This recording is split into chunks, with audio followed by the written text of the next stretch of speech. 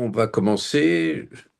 Erwan a déjà dit plusieurs fois bienvenue à tous les participants qui arrivent petit à petit. Je le fais aussi. Je suis Alexandre Coll, tête de liste pour Ensemble dans le cadre des élections consulaires qui auront lieu à la fin du mois de mai. Vous pourrez voter par Internet, comme vous le savez, entre le 22 et le 26, 27, et sinon le 31 à l'urne. Je salue aussi très amicalement et de manière protocolaire la présidente du conseil consulaire, qui est Odile Lavezou, qui est visible sur les écrans, et Erwan Herriot, qui est sur la liste aussi de cette future élection et qui a été la cheville ouvrière de l'organisation de ce webinaire. Alors, nous avons aujourd'hui la possibilité de débattre de fiscalité. On aura plusieurs Zooms. Il y en aura un autre qui sera organisé la semaine prochaine, le 14 avril, sur ce qui a été fait dans le cadre de la mandature du Conseil consulaire ou de l'Assemblée des Français de l'étranger. Et ensuite, nous en aurons d'autres qui seront planifiés jusqu'à la fin du mois de mai. On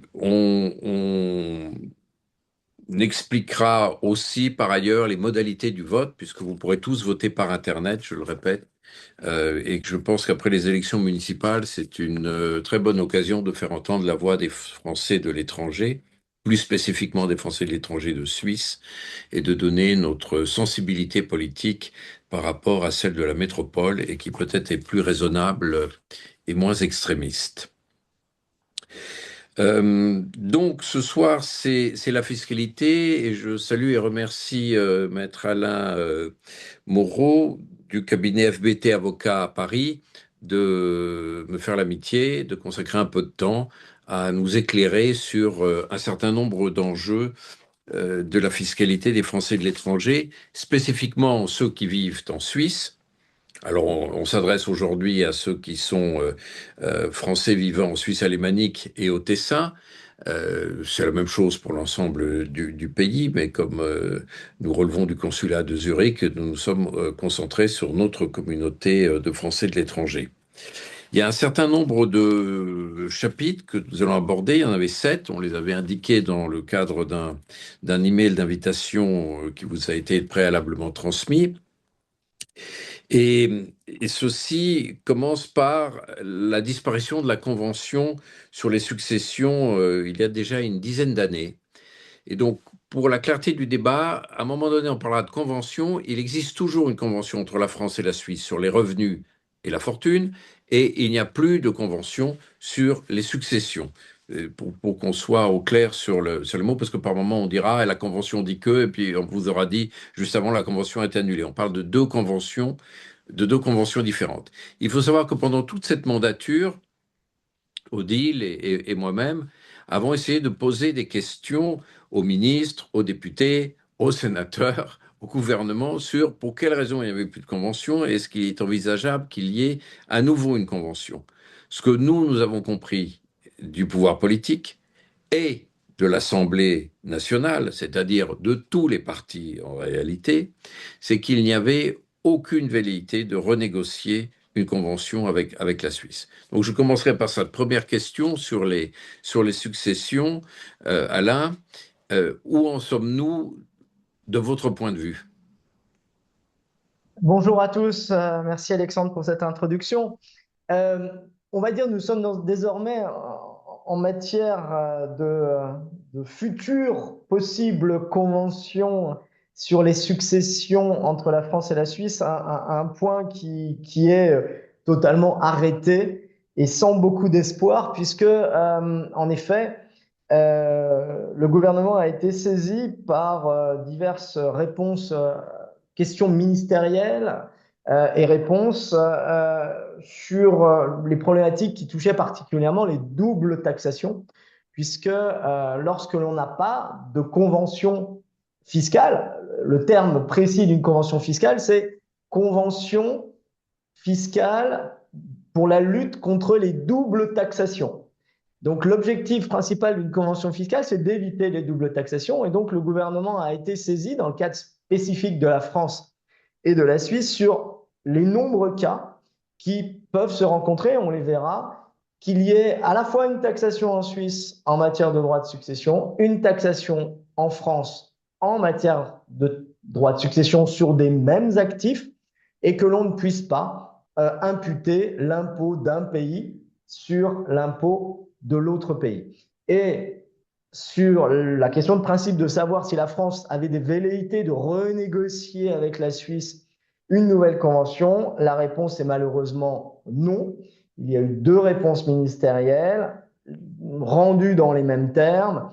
Et globalement, la réponse de l'administration est de dire il y a eu des débats en 2015 avec la Suisse pour proposer une nouvelle convention. La Suisse n'a pas souhaité entrer en matière. Il existe dans le Code général des impôts français une disposition que l'on considère, nous, France, comme étant suffisante pour, dans la majorité des cas, éviter les doubles impositions. Donc, les doubles impositions sont véritablement marginales. Et de toute façon, plus généralement, au-delà du simple contexte franco-suisse, la France n'a plus l'intention d'entrer en matière dans le cadre de négociations avec d'autres pays sur les droits de succession. Donc là-dessus, on peut dire qu'on est parti sur une période relativement longue sans convention fiscale en matière de succession entre la France et la Suisse. Observation faite que lorsqu'on négocie une convention fiscale, une nouvelle convention fiscale, en moyenne, ça met entre 5 et 10 ans pour que la convention entre finalement en vigueur. Donc, je pense que malheureusement, pour même si je n'ai pas de boule de cristal, les 15-20 prochaines années, il faut avoir en tête que l'on doit vivre dans un cadre transfrontalier franco-suisse sans convention fiscale. En matière de succession, nous n'en avons jamais eu en matière de donation, donc c'est quelque chose qui n'a jamais existé et qui est très lié aux conventions succession qui d'habitude sont dans un même texte.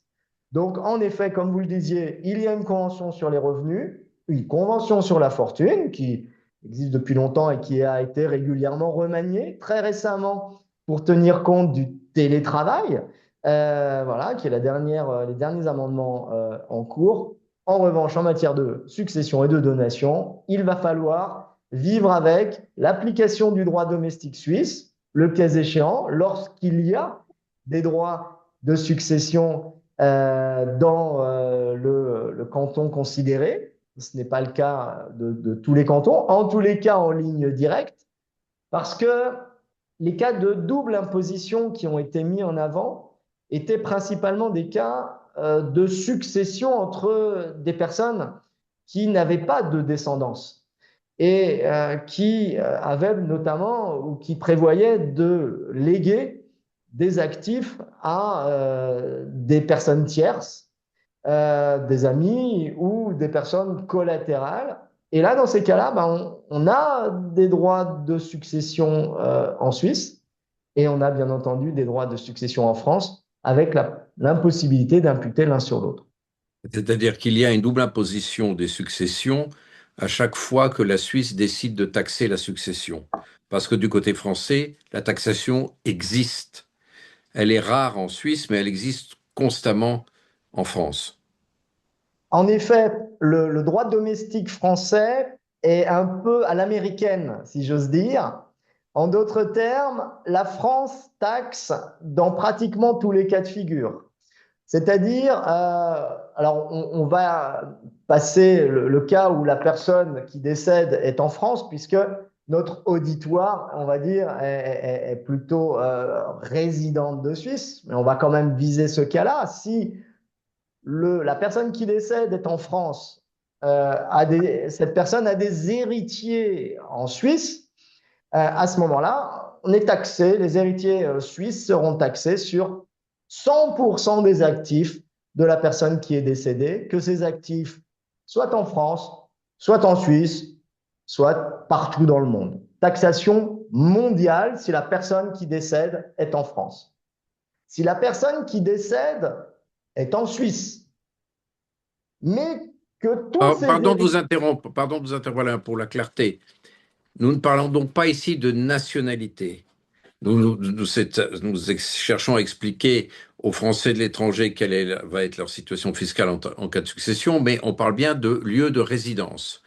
Donc, dans le En premier cas, c'était un résident en France qui décède et un résident en Suisse qui reçoit la succession. Dans le deuxième cas, maintenant, c'est un défunt en Suisse.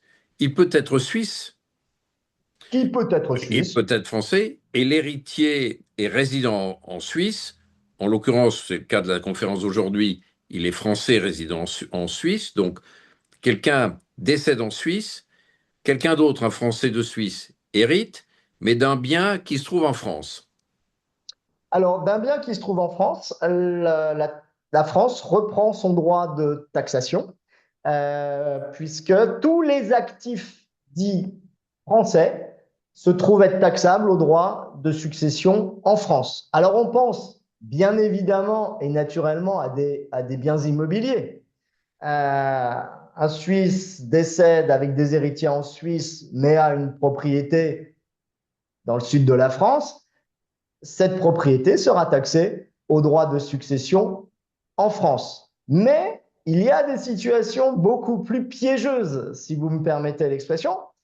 Vous avez une personne qui décède en Suisse, résidente suisse, avec que des héritiers en Suisse, avec des avoirs financiers auprès d'un établissement financier suisse. On se dit, a priori, les actifs financiers déposés auprès de la banque suisse, la France n'a pas vocation à les taxer. Eh bien, si, puisque la France considère que si dans un portefeuille géré et déposé auprès d'un établissement zurichois, il y a des actions du CAC 40, des actions L'Oréal, des actions LVMH, des actions Air Liquide, toutes des actions de sociétés qui ont leur siège social en France avec un code, ce qu'on appelle un code ISIN FR, qui les estampille financièrement comme des actions françaises. À ce moment-là, ces titres se trouvent être taxables en France au droit de succession. Alors vous allez me dire, mais comment la France peut le savoir? Alors, très honnêtement, on ne sait pas, mais en fait, ce sont les services compliance des banques qui font, on va dire, le travail et qui, assez souvent, dans le cadre d'une succession suisse-au-suisse, disent, bon ben voilà, nous savons, notre service juridique nous a dit qu'il y avait des droits de succession à payer en France et donc, nous n'acceptons pas le transfert des titres du compte de la personne décédée vers le compte des héritiers tant que vous ne nous aurez pas justifié que vous avez dûment payé les droits de succession à la France. Voilà. Donc là, c'est un cas, on va dire, d'extranéité quelque part des droits de succession. J'ai une Je, petite question, pardon. On a beaucoup de personnes qui sont binationales, françaises et suisses. Moralité, est-ce que ça a un impact ou pas? Parce que de ce que je comprends, c'est plutôt le lieu de résidence qui compte.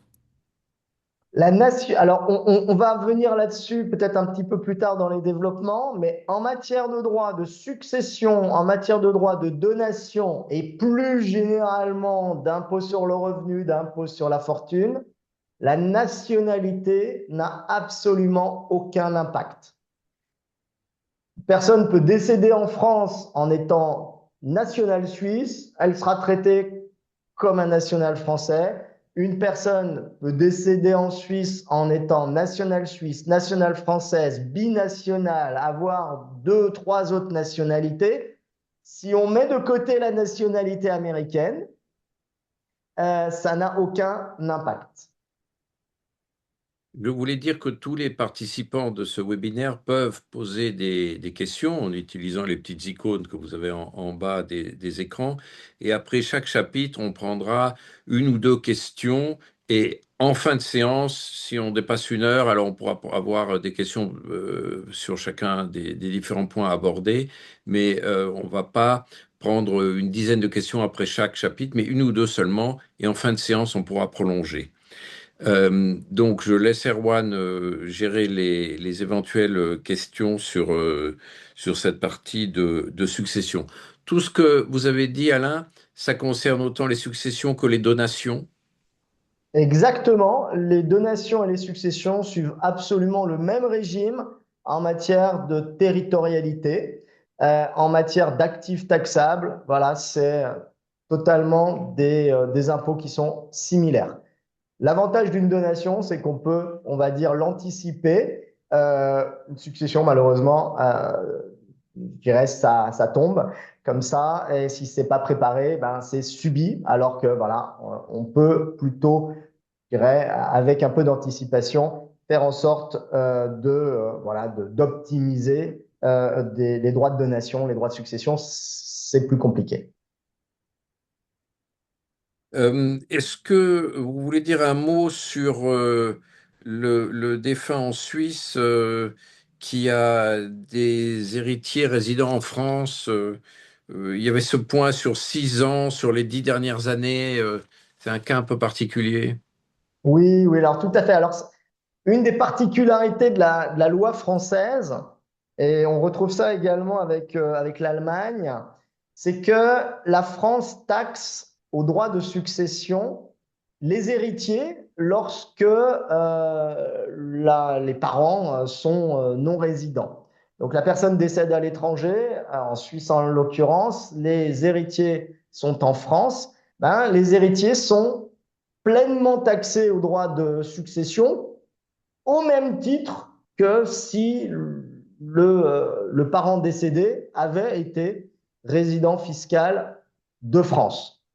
Donc, quelque part, il n'y a pas d'avantage particulier en matière sur une succession franco-suisse si tous les héritiers se trouvent être en France.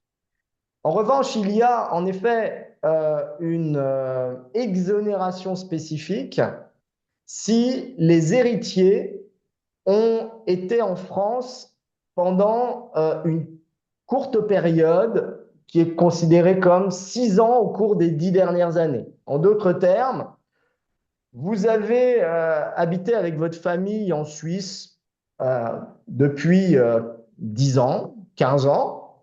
Vos enfants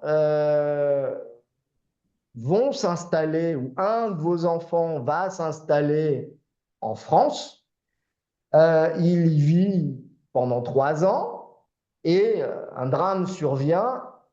Un des parents vient à décéder en Suisse. Au jour du décès, l'enfant a été résident fiscal français pendant 3 ans. À ce moment-là, il n'y a pas de droit de succession en France à raison de la résidence de l'enfant, puisqu'il n'aura été résident français que 3 ans sur les 10 dernières années. Et le maximum qui le fait entrer dans le champ des droits de succession, c'est un délai de 6 ans. Alors, pourquoi la France a fait cette mesure? C'est pour ne pas trop décourager des personnes à venir s'installer en France et notamment alors des cadres dirigeants qui pourraient dire à leur employeur, voilà, nous ne voulons pas venir nous installer en France parce que si nos vieux parents venaient à décéder, on serait taxé en France à des taux rédhibitoires. Donc on laisse une fenêtre pendant laquelle il n'y a pas de taxation sur la tête des héritiers au droit de succession et au droit de donation d'ailleurs, ce qui peut être intéressant lorsque vous avez des enfants qui vont bientôt dépasser les 6 ans. Ça peut être un bon moment pour leur transmettre en exonération complète, sans limitation de montant, des actifs sans taxation. Parfait. On va prendre une question, Erwan. Oui, Comment alors on donne la parole je crois Alain. que la première personne donc qui avait levé la main avant de d'écrire sa question, c'était, j'espère prononcer ça correctement, je la laisse Je la laisse poser sa question. Elle devrait être capable de parler normalement. Le micro est branché. On vous écoute.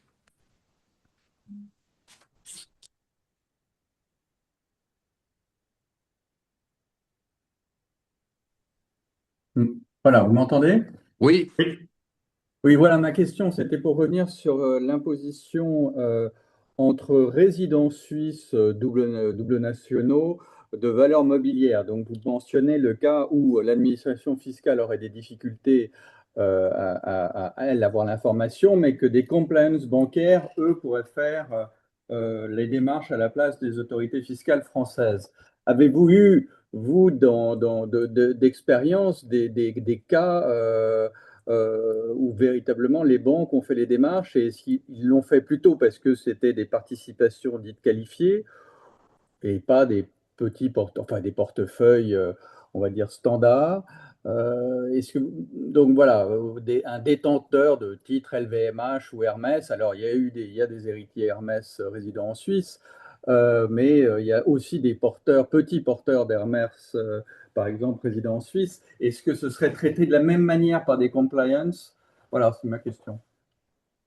Alors, juste un petit détail, les services compliance des banques en aucun cas ne se substituent au fisc. Ils alertent, on va dire, sur les risques parce qu'en tant que compliance, ils ne souhaitent pas être rattachés de près ou de loin à une omission fiscale.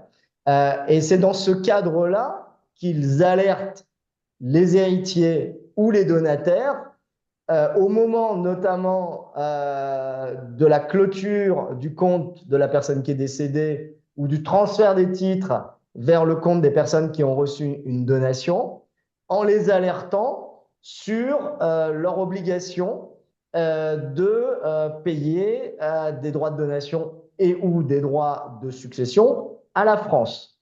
Alors, dans la pratique, mon expérience est que ça dépend des établissements.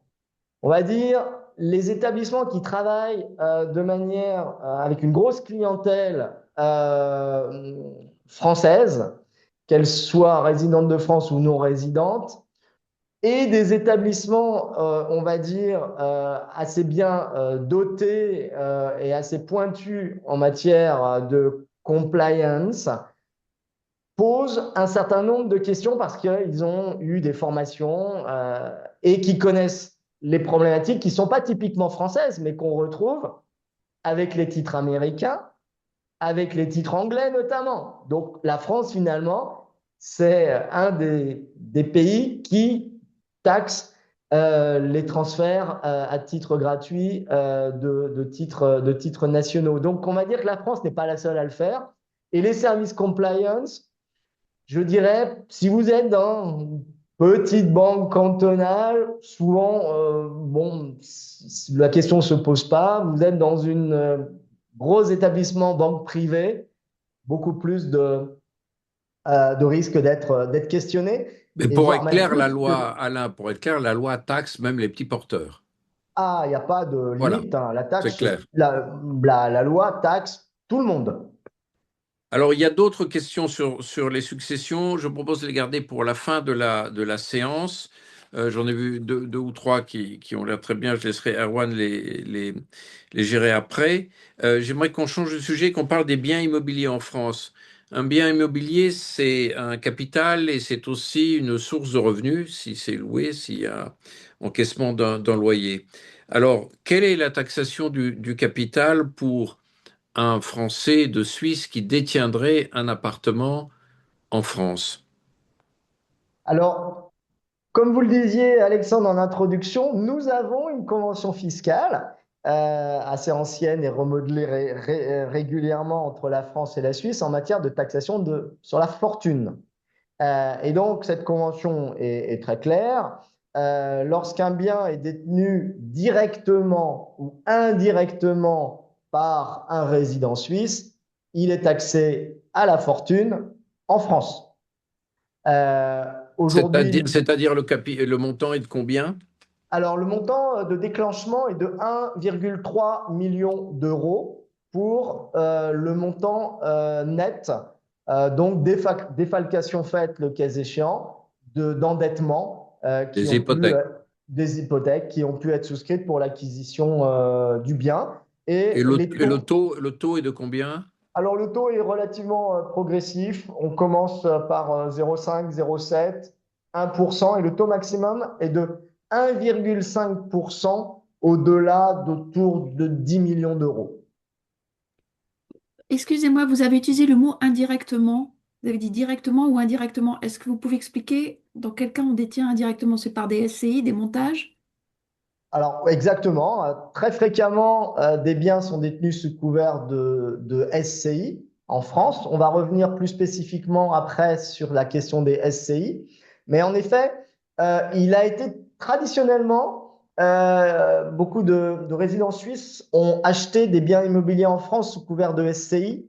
Alors, c'est un petit peu historique maintenant parce que dans le cadre de l'ancienne convention sur les successions, qui n'existe plus depuis 2015, lorsque vous achetiez un bien immobilier en France sous couvert de SCI et que vous veniez à décéder, les parts de SCI n'étaient pas taxées au droit de succession en France parce que c'était considéré non pas comme des immeubles, mais comme des parts de société taxées exclusivement, ou pas taxées d'ailleurs, le cas échéant, en Suisse. Donc c'est pour ça qu'il y a eu beaucoup de SCI dans un cadre franco-suisse et que l'on trouve aujourd'hui, on va dire, tout l'historique de ces structurations. Donc, en effet, la Convention ne fait pas de distinguo en matière de fortune sur le fait que le bien immobilier soit détenu directement sous couvert d'une SCI française, sous couvert d'une SI suisse, Société immobilière suisse, c'est aussi le cas échéant possible,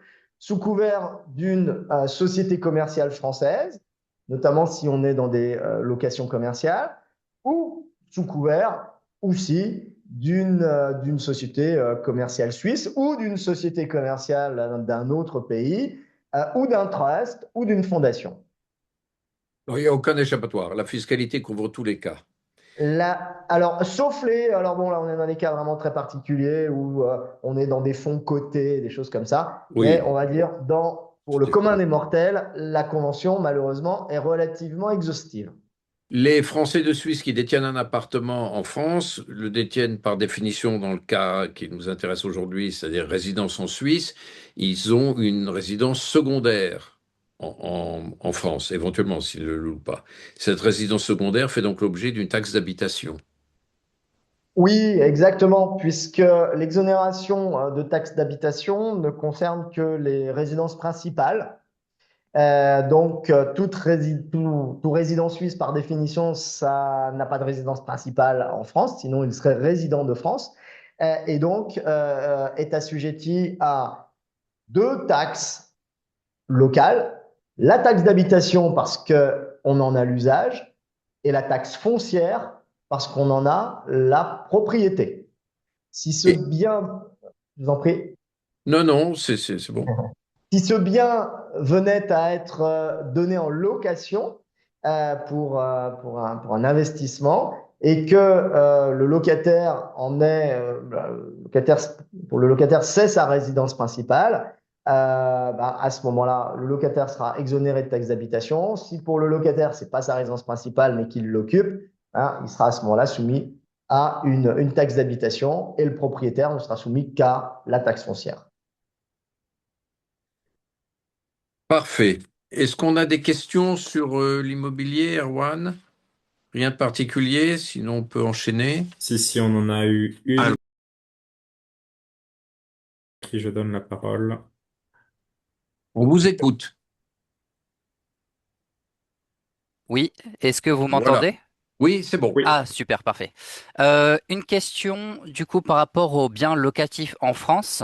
Justement, je suis en train de faire une acquisition en France à travers une SCI à l'IS et donc c'est mon premier achat ici dans ce cadre-là, mais je me pose la question si à terme il vaut pas mieux acheter en nom propre justement.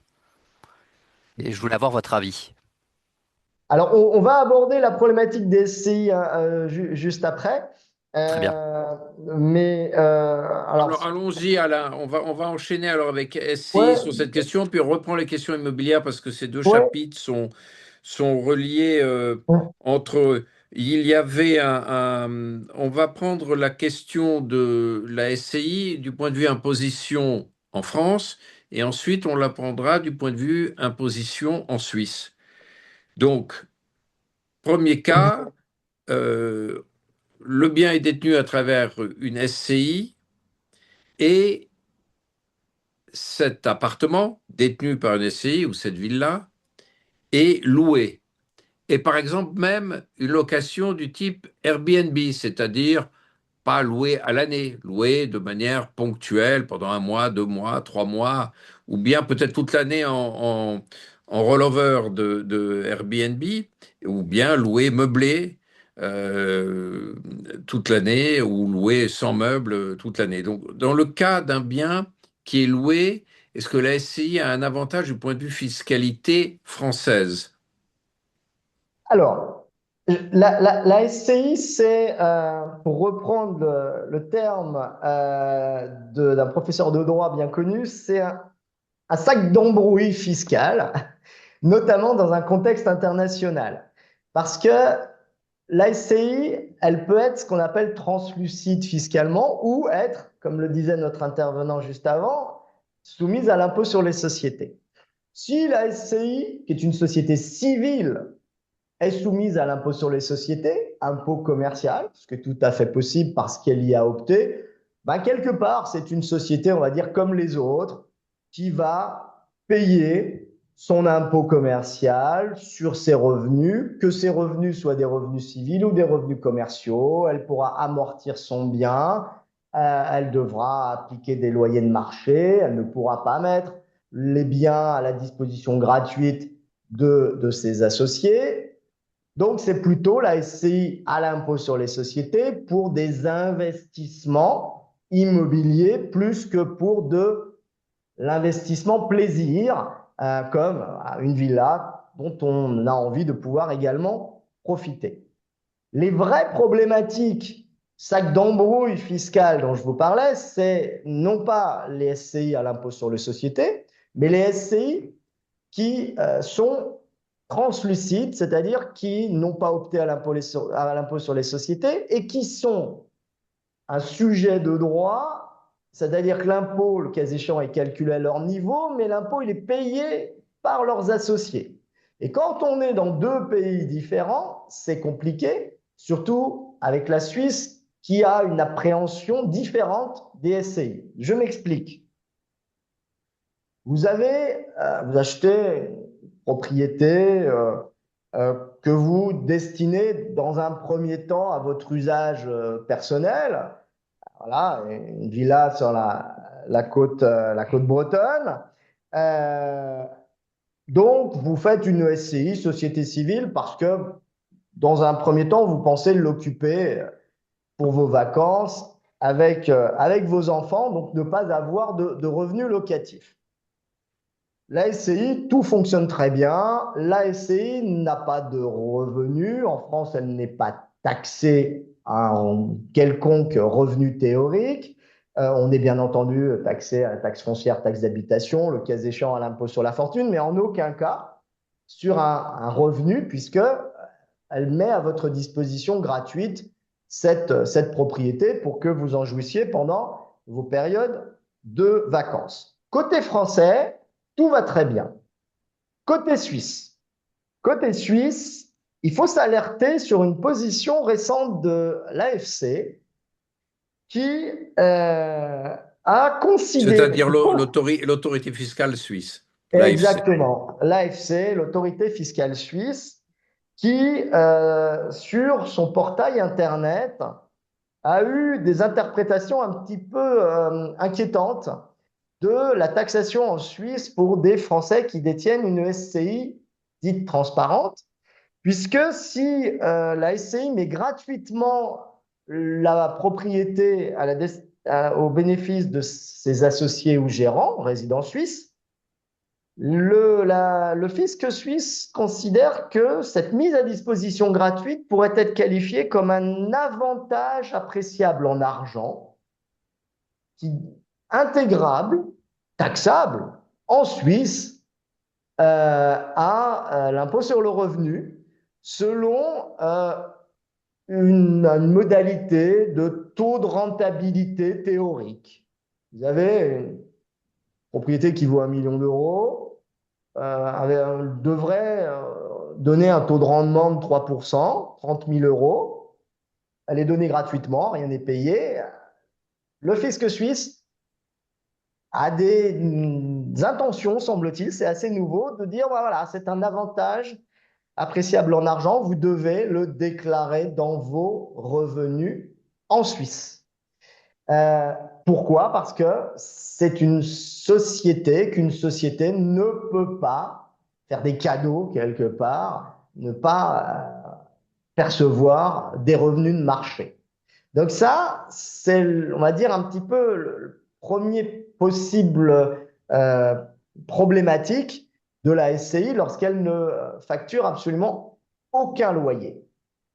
La deuxième option, vous avez toujours votre villa qui est très bien placée, vous avez vos voisins qui, pendant tout le mois de juillet ou tout le mois d'août, louent à des vacanciers, par exemple sur des plateformes type Airbnb, des semaines à des montants assez intéressants. Et vous vous dites, ça permettrait de payer les impôts, de payer les charges.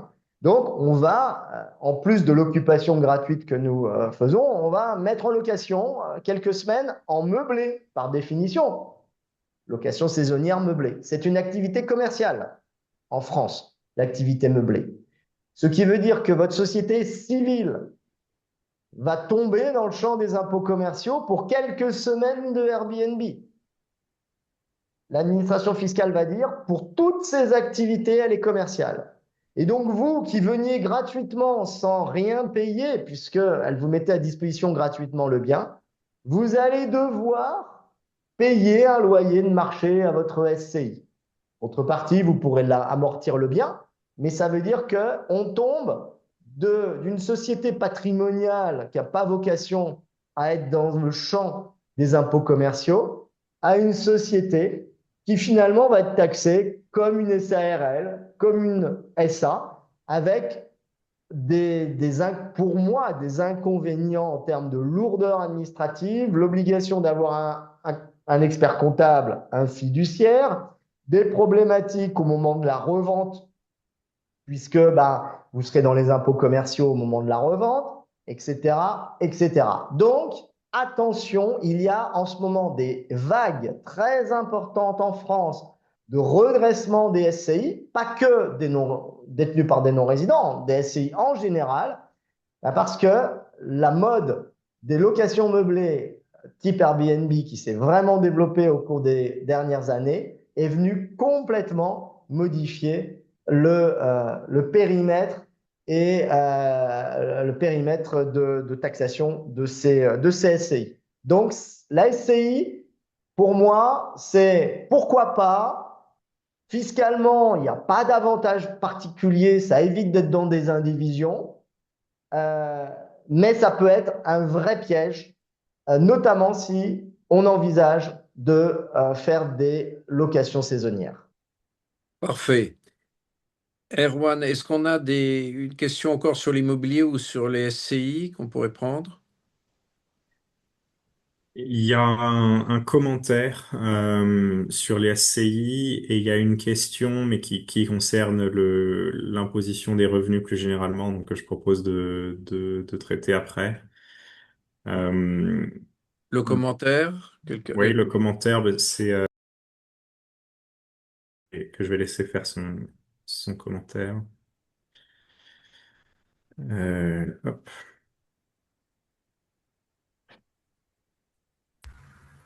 Est-ce que vous m'entendez? Oui. Bon, bonjour, merci beaucoup pour cette séance.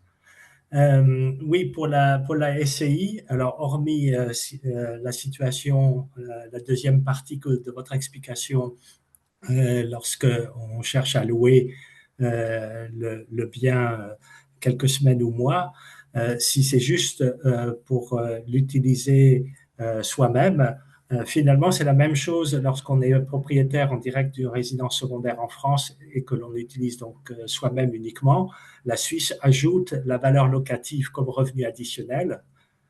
Et dans mon cas, par exemple, c'est la valeur locative de la taxe d'habitation qui est reprise par la Suisse comme revenu.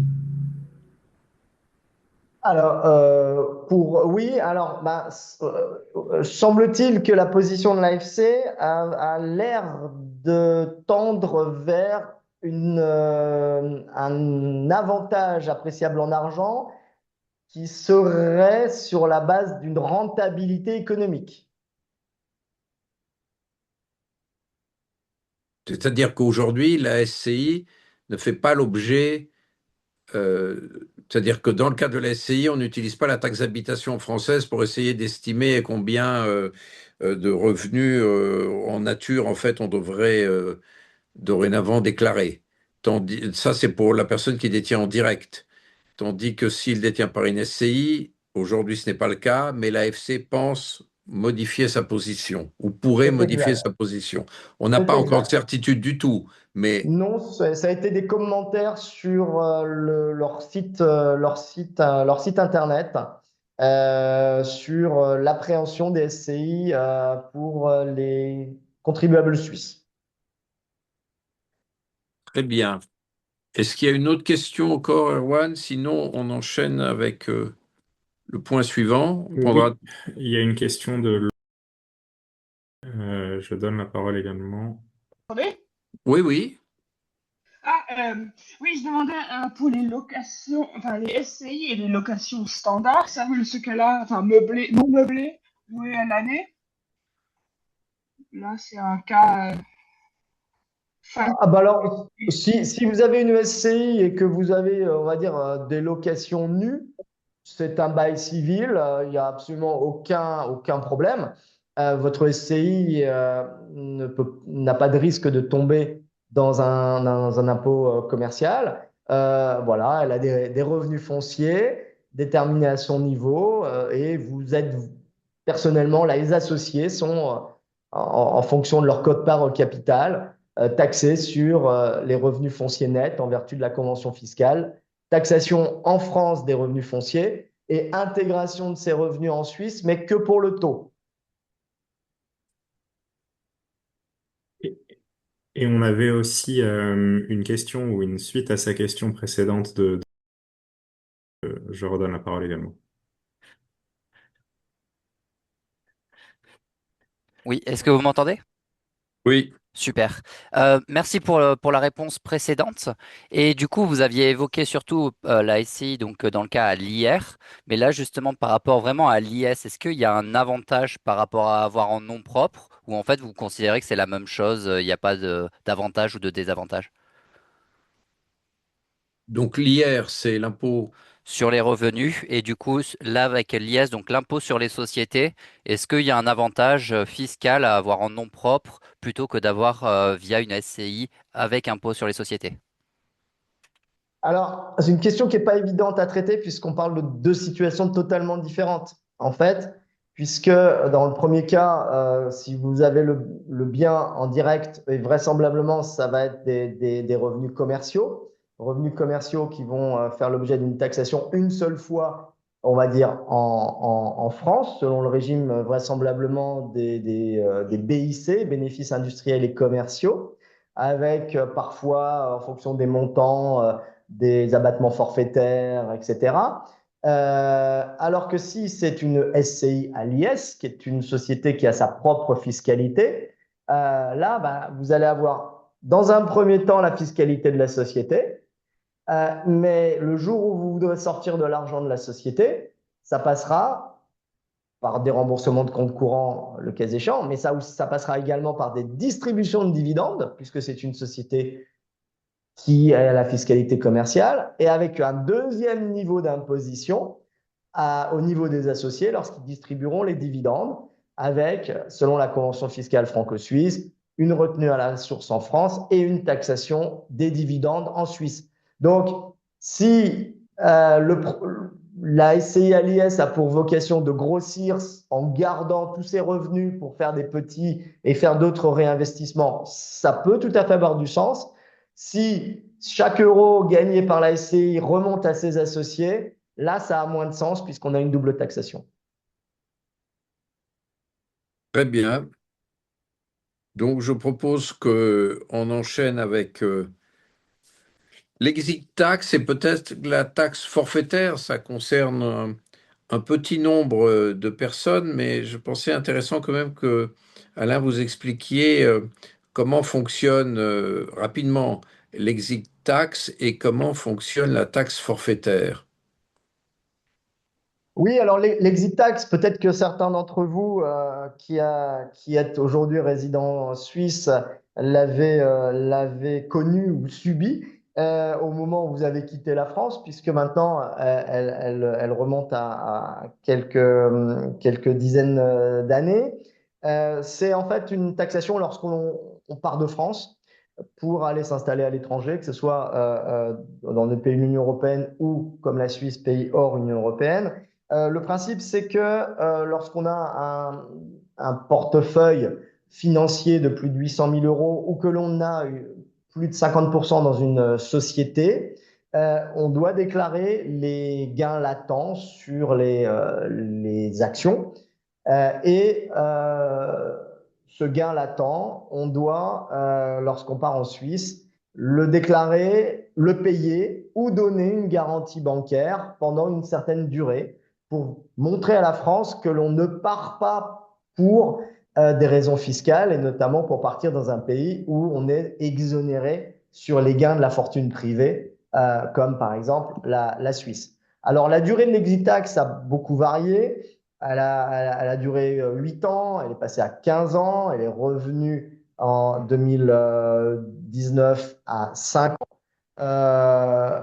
Il y a eu des débats dans la dernière loi de finances pour le cas échéant à revenir à un exit tax un petit peu plus long. La particularité de la Suisse, c'est que lorsqu'on part en Suisse, on doit obligatoirement donner une garantie puisque dans la convention fiscale franco-suisse, il n'y a pas d'assistance au recouvrement des impositions.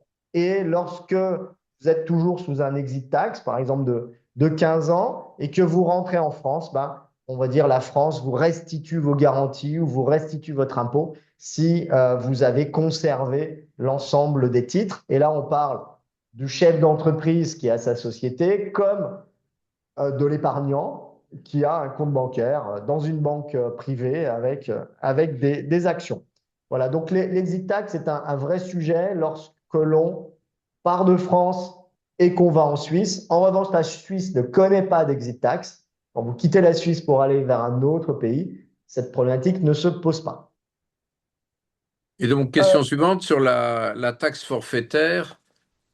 Oui, alors la taxe forfaitaire, on va dire, c'est un sujet, on va dire, assez récurrent dans les relations franco-suisses, puisque des personnes ont pu quitter la France pour aller s'installer en Suisse, non pas selon la taxation du rôle ordinaire, qui est la taxation générale en Suisse, mais selon le régime du forfait qui est un régime relativement ancien et qui est réservé aux personnes qui, premièrement, n'ont pas la nationalité suisse et, deuxièmement, n'exercent pas en Suisse une activité professionnelle.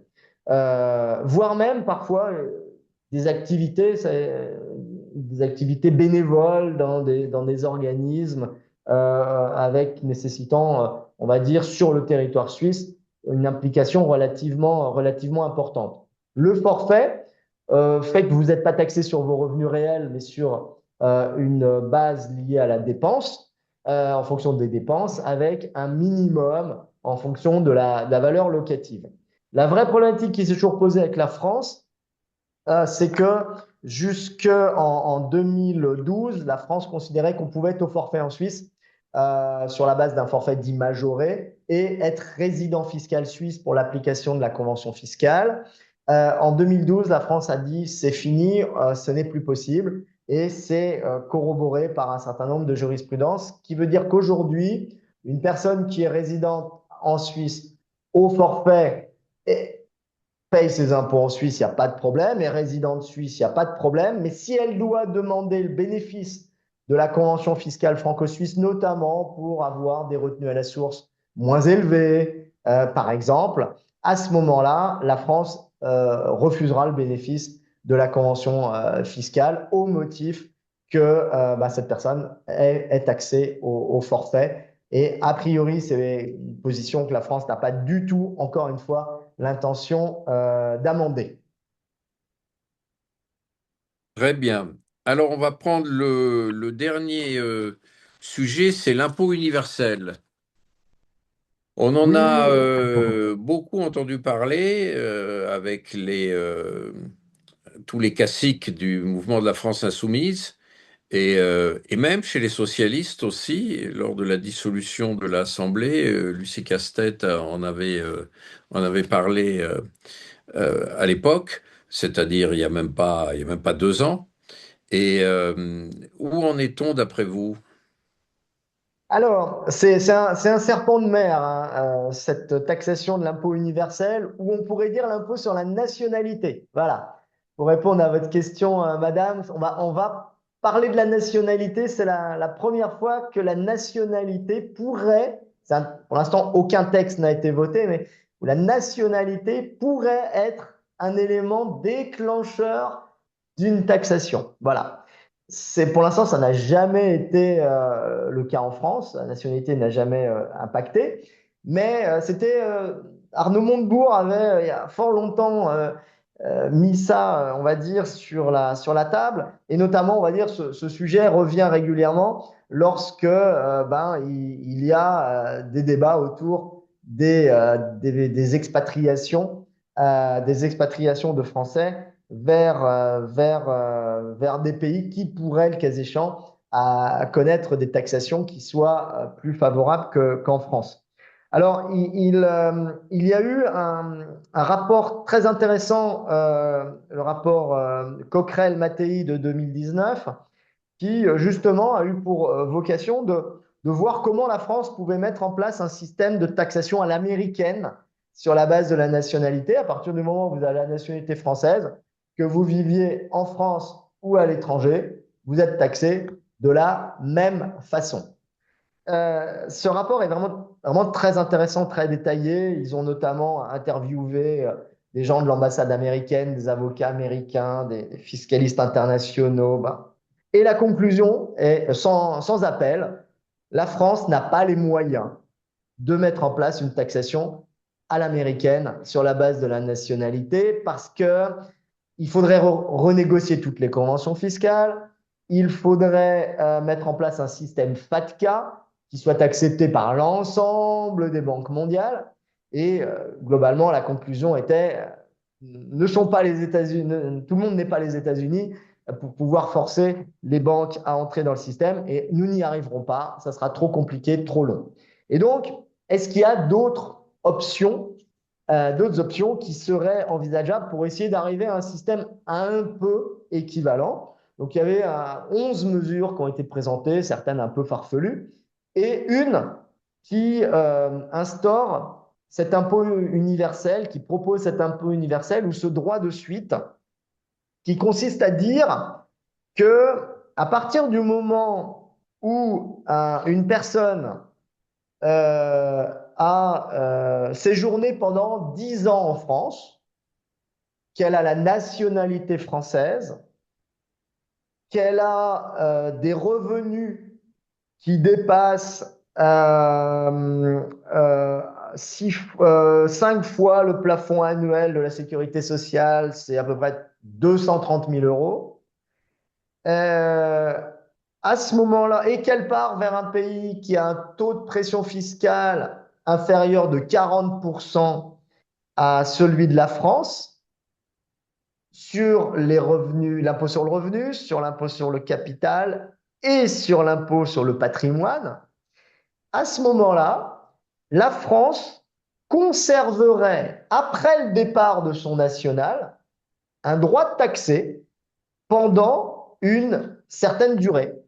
Et cette durée, dans la dernière proposition qui a été rejetée pour la loi de finances 2026, il avait été proposé qu'on ait un droit de suite, un droit de taxer 10 ans après le départ.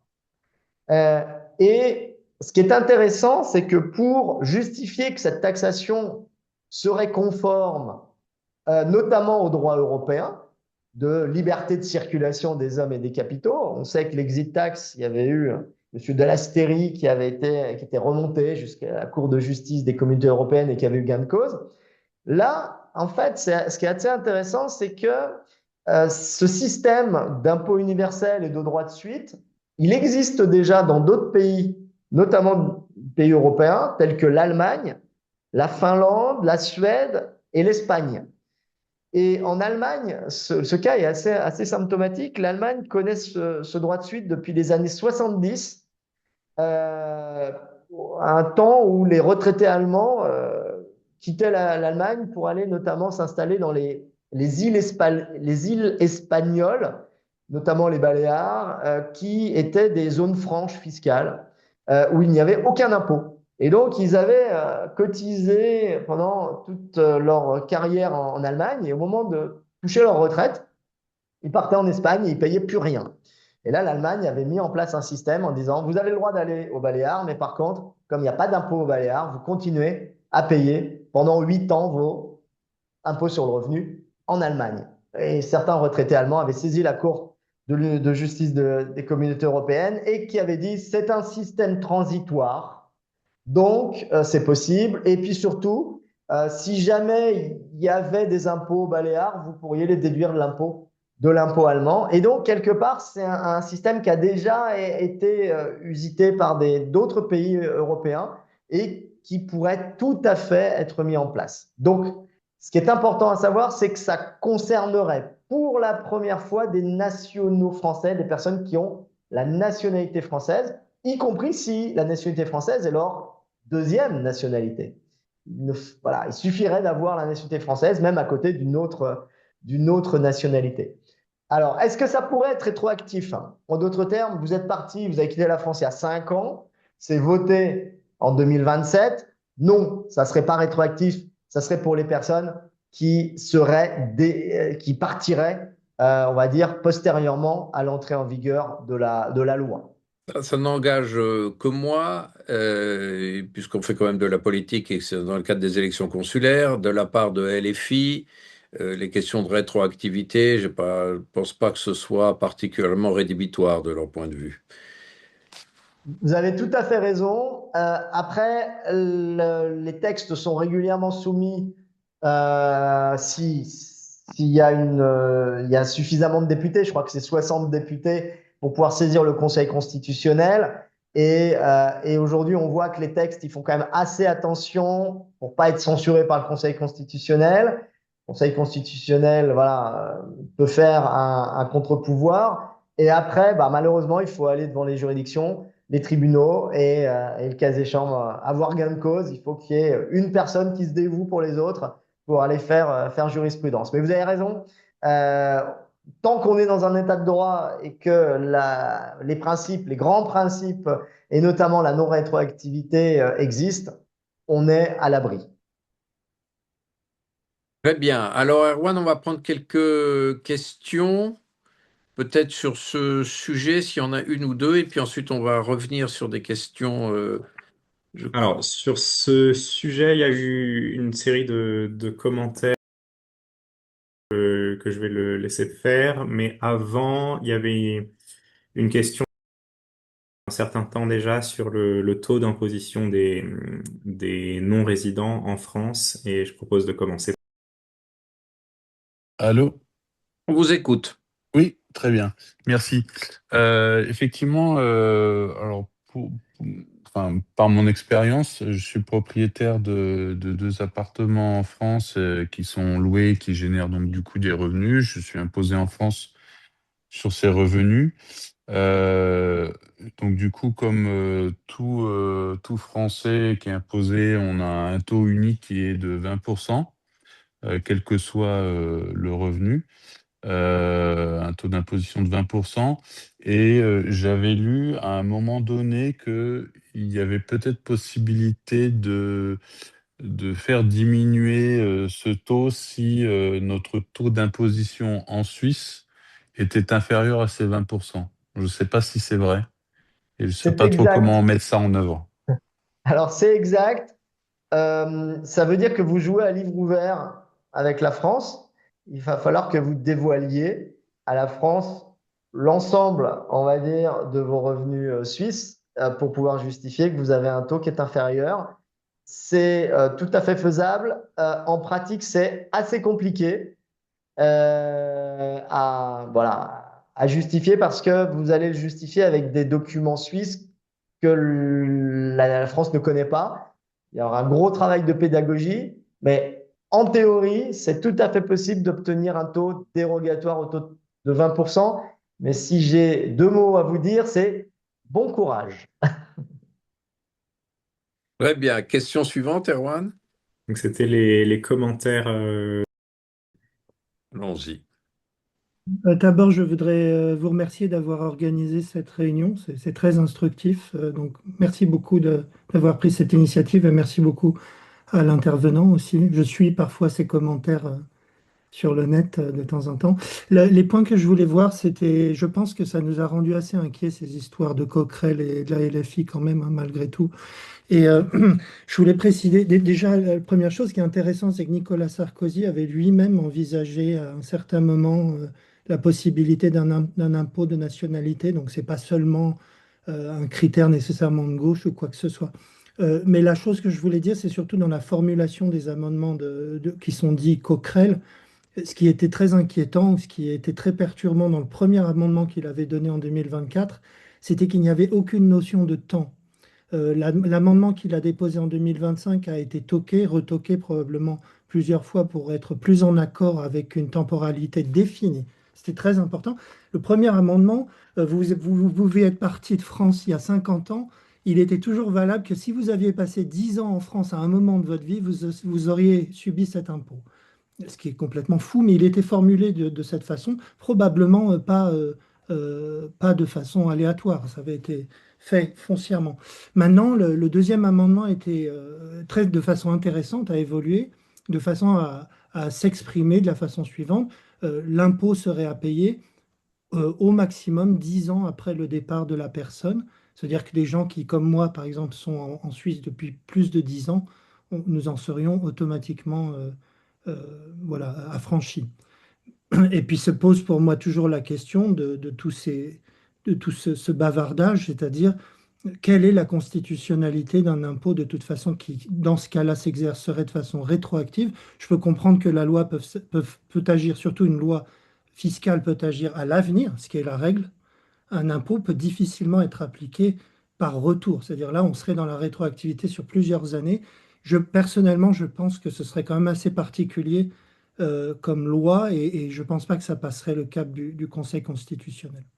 Ce qui est souvent reproché d'ailleurs à Coquerel. Moi, je voudrais avoir votre avis, monsieur, enfin de tout le monde qui sont présents ici, sur si je suis dans un délire complet ou je pense quand même que c'est assez sérieux comme question et donc avoir vos opinions.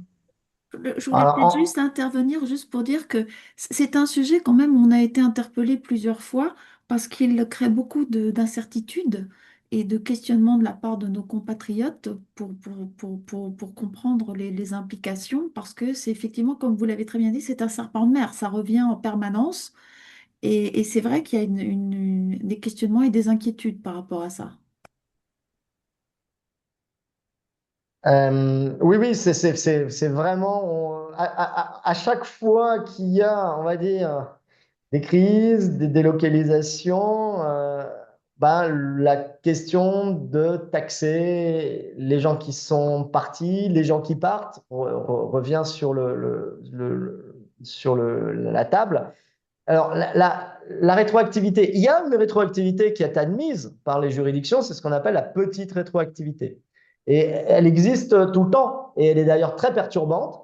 Alors, nous, Français, on est un petit peu vaccinés, mais quand vous expliquez à des étrangers, je ne dis pas des non-résidents, des étrangers, des Américains, des Anglo-Saxons, euh, euh, ils ont fait une opération le 1er mai de l'année N et que le 1er novembre de cette même année, une loi de finances rectificative vient modifier la taxation depuis le 1er janvier, et que par exemple une taxation était faite à un taux de 15% et qu'elle pourrait passer à 30%, ou qu'on change complètement la donne, déjà c'est assez perturbant, mais les juridictions ont dit c'est légal, on peut rétroagir jusqu'au 1er janvier. Donc le 1er janvier, c'est la date butoir. Petite rétroactivité validée par la jurisprudence. Ça, c'est pour les revenus. Parce qu'on considère que les revenus, c'est des fruits qui tombent, on va dire, mois par mois. Et on ne connaît finalement la somme des revenus qu'au 31 décembre. Donc la loi peut venir modifier la fiscalité, et ça sera la fiscalité au 31 décembre qui s'appliquera même aux fruits, aux revenus qui ont été touchés préalablement. Par contre, quand on parle d'un fait générateur bien précis, un gain en capital, par exemple, un gain immobilier, l'exit tax, qui est finalement un gain au moment de votre départ, là, la rétroactivité, elle est beaucoup plus limitée. Et on a une jurisprudence qui est très intéressante en matière d'exit tax du Conseil d'État, donc la juridiction administrative suprême, c'était une personne, en fait, le ministre avait annoncé dans une radio que l'exit tax allait allait être augmenté. Je crois que c'était de 8 à 15 ans. Cette personne, qu'est-ce qu'elle a fait? Le lendemain, hop, elle partait au Luxembourg. Et cette loi a été présentée en Conseil des ministres une semaine ou 15 jours après que le ministre en ait parlé à la radio. Et il a été prévu dans la loi qu'elle rétroagissait à la date de l'annonce, la présentation de cette loi, même si elle était votée 2 mois après. Et là, ce contribuable est monté jusqu'au Conseil d'État pour dire, mais attendez, la date d'annonce, c'est la date d'annonce en Conseil des ministres, c'est pas la date d'annonce à la radio, à BFM TV ou quelque chose. Voilà. Et le Conseil d'État, quand même, dans sa sagesse, a dit, non, non, l'annonce, c'est une annonce officielle en Conseil des ministres, ça peut pas être une annonce dans des médias. Voilà. Donc, vous voyez qu'on a quand même des protections quant à la rétroactivité, et que pour moi, c'est pas possible que l'on ait une loi qui vienne rétroagir sur des années en arrière. Parfait. On prend encore 2 questions, Erwan, et ensuite on va lever la séance. Oui, alors il y a une question de...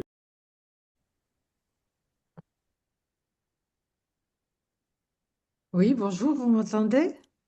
Allons-y. Parfait. Alors, je suis en train de vendre un appartement parisien que j'ai acheté en tant que résidente fiscale en Suisse. Toutes ces dernières années, j'ai loué cet appartement et donc déclaré tous les ans mes revenus locatifs au fisc français. Mais là, mon notaire en France me dit que j'ai besoin d'un représentant fiscal accrédité pour la vente, ce qui coûte 2000 euros au minimum. Mais il y a d'autres gens qui disent que la Suisse, ce n'est pas trop clair, qu'elle a un statut spécial et que dans la plupart des cas, on n'a pas besoin de ce représentant fiscal accrédité. Alors, quel est votre sentiment? Alors, mon sentiment est que, à moins que vous ne déteniez le bien depuis plus de 30 ans, et là, vous êtes exonéré de plus-value sur la plus-value des particuliers, à moins que votre vente ait un prix de vente, je crois, inférieur à 15 000 euros, vous avez besoin d'avoir un représentant accrédité, qui est très souvent la SARF, qui truste un petit peu le marché. Pourquoi? Parce que si jamais les impôts sont pas bien calculés, ou que l'administration doit faire un redressement, bah, par définition, le bien il a été vendu, par définition, vous habitez à l'étranger. Et en plus, par définition, avec la Suisse, il n'y a pas d'assistance au recouvrement. Ça veut dire que la France, elle ne pourra rien faire contre vous. Elle aura ses yeux pour pleurer. Elle aura peut-être fait un redressement de quelques milliers d'euros et elle ne pourra rien faire. C'est pour ça qu'il y a ces représentants accrédités qui se portent, alors qui coûtent de l'argent parce qu'ils sont responsables de payer les impôts à votre place si jamais il y a un redressement fiscal. Alors, vous inquiétez pas, ce n'est pas des œuvres de charité. Donc, quand ils sentent qu'il y a un risque, ils vous demandent de mettre des sommes en garantie, d'avoir une garantie bancaire à première demande, de façon à se couvrir. Voilà. Mais malheureusement, je ne peux pas vous dire qu'il y a des dérogations possibles à l'obligation d'avoir un représentant accrédité quand on est un cédant résident suisse. Allons-y, dernière question alors. Donc, il reste 7 questions. Nous essaierons de répondre, de faire le suivi avec les malchanceux. Un sujet qui a beaucoup intéressé, c'était l'immobilier et les revenus locatifs. Donc, je propose de donner la parole à la dernière question.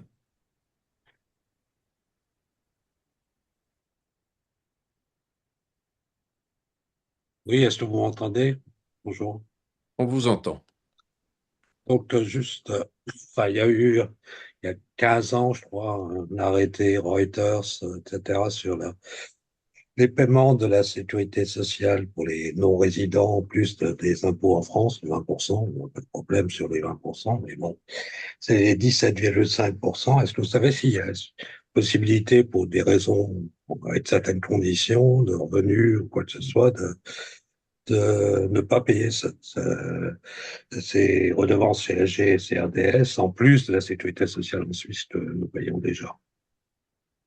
En fait, si vous arrivez à justifier que vous êtes assujetti à un organisme social en Suisse, vous pouvez être à un taux de 7,5%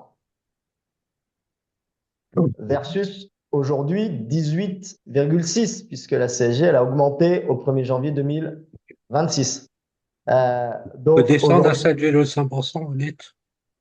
Excusez-moi, je ne vous ai pas entendu. On peut descendre à 7,5%, vous dites? Vous pouvez descendre à 7,5% dès lors que vous justifiez que vous êtes assujetti exclusivement à une caisse sociale suisse. C'est prévu dans les déclarations d'impôt. Et d'ailleurs, c'est contribuable par contribuable, hein. Si vous êtes marié, vous pouvez avoir des régimes sociaux différents. Vous avez le contribuable A, le contribuable B, et il y a une case si vous êtes assujetti aux cotisations sociales, et notamment est visée, je crois, expressément la Suisse. Et à ce moment-là, vous avez des cotisations sociales réduites. Erwan, on a encore 2 minutes. Prenons une question encore. Alors, comme ça, on fait 20h15.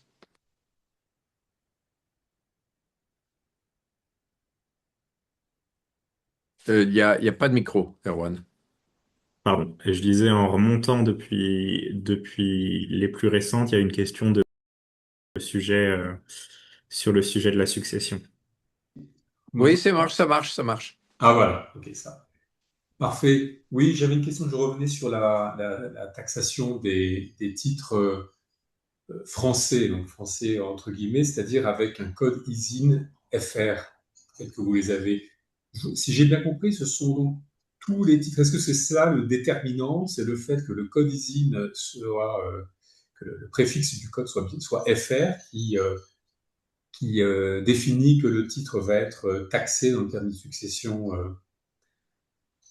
française. Est-ce que c'est bien ça ou est-ce que c'est plus complexe que ça? Je pensais justement à des fonds communs de placement diversifiés, des ETF qui sont... Voilà. Ouais, alors c'est des sujets que je connais bien. J'ai eu l'occasion justement d'en parler avec des partenaires bancaires pour savoir en fait voilà, ce qui tombait pas, ce qu'on pouvait proposer à des Français ou pas. Ce que dit le texte français, il dit que sont des titres français, des titres de sociétés qui ont leur siège social en France. Voilà. Ça, c'est le principe. Ça vaut pour les actions, ça vaut pour les obligations. Vous avez une obligation Renault, c'est un titre français. Voilà, j'ai une créance contre un débiteur français. Euh, alors, après, l'élément pour, on va dire, et l'administration d'ailleurs le vise dans sa doctrine administrative, elle dit voilà, qu'est-ce qu'il faut entendre par titre français? Et là, elle dit voilà, des titres qui sont estampillés avec un code ISIN FR. Donc, ça, c'est, on va dire, la classification qui permet je dirais, de déterminer si on rentre ou non dans ce cadre. Les ETF, voilà. Est-ce qu'un ETF sur le CAC 40 avec un code luxembourgeois est un titre français? Non, pour moi, c'est un titre luxembourgeois avec un sous-jacent qui est un indice boursier qui est le CAC 40. Mais le CAC 40, c'est pas une personne morale, ça n'a pas son siège en France. Voilà, non, pour moi, on ne peut pas extrapoler jusque-là. Et la question de savoir si vous avez dans des fonds luxembourgeois ou autres que des titres français, est-ce que ça pourrait être répréhensible? Pour que ça soit répréhensible, il faudrait que l'administration fiscale aille sur un terrain qui s'appelle l'abus de droit. Parce que autant en immobilier, on regarde les titres français de manière directe, détention directe ou indirecte, autant pour les valeurs mobilières, le texte ne dit pas directement ou indirectement. Ce qui veut dire qu'a priori, il faut avoir les titres français en direct pour qu'ils soient taxés. Et quand c'est dans des fonds, quand c'est dans des sociétés holding, on n'est pas taxable, sauf si la mise en œuvre a été clairement abusive. Mais un Ça, Alain, FCP, pardon, un FCP, donc fonds de commun de placement avec un ESIN FR, qui peut investir dans des sociétés françaises ou pas d'ailleurs. Finalement, c'est traité comment? C'est considéré comme français? Oui, c'est français. C'est donc, français. C'est une le, valeur mobilière française. donc pour revenir là à la double question qu'on vient d'entendre, c'est-à-dire que le fonds, la SICAV française, qui ne détiendrait que des titres américains, parce que c'est une SICAV US Companies Large Cap, et on aurait Amazon, etc., eh bien, comme c'est ISIN FR, c'est potentiellement soumis à la taxation succession. Exactement. Alors qu'à contrario, un fonds LU, luxembourgeois, avec des titres français, est hors du champ. Très bien. Alors, si il reste quelques questions, on les notera et on essayera de donner quelques éléments de réponse à ceux qui n'ont pas pu la poser à voix haute ce soir. Je remercie évidemment vivement Alain pour son intervention et son cabinet pour l'avoir autorisé, FBT Avocat pour l'avoir autorisé à venir nous parler de manière bénévole. Et puis, je remercie tous les présents. J'espère que ça a été utile. La semaine prochaine, on refera quelque chose sur la mandature des conseillers. La semaine d'après, on aura peut-être un ministre. On verra comment tout ça se développe et on vous tient au courant. Je vous encourage, parce que vous avez jusqu'au 24 avril pour vérifier que vous êtes bien inscrit sur les listes électorales auprès du consulat de Zurich, la LEC, pour que vous puissiez voter. Je rappelle que vous voterez de manière très confortable, puisqu'on a mis en place euh, un vote par Internet pour élire vos conseillers. Et surtout, ce sera l'occasion de faire entendre votre sensibilité politique, qui j'espère sera proche de la nôtre.